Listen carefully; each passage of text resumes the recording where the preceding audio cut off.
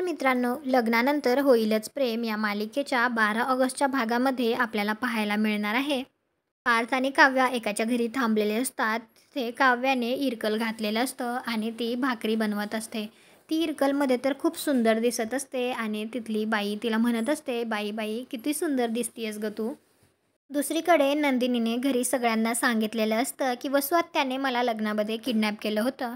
तर लगेच विक्रम तिला विचारत असतो, वसुताईने तुला किडनॅप केलं होतं लग्नात? काय बोलतीयस काय तू हे नंदिनी? त्यानंतर वसुआत्या म्हणत असते, जेव्हा आरोप करायचे असतात ना तेव्हा ठोस पुरावे लागतात.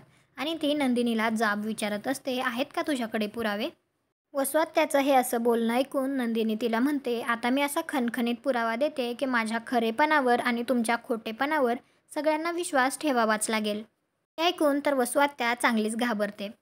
तर नंदिनी असा कोणता पुरावा दाखवेल ज्यामुळे वसुआत्याचं सत्य सगळ्यांसमोर येईल आणि सगळे नंदिनीवर विश्वास ठेवतील. तुम्हाला काय वाटतं? कॉमेंट करून नक्की सांगा. तुम्हाला हा भाग कसा वाटला?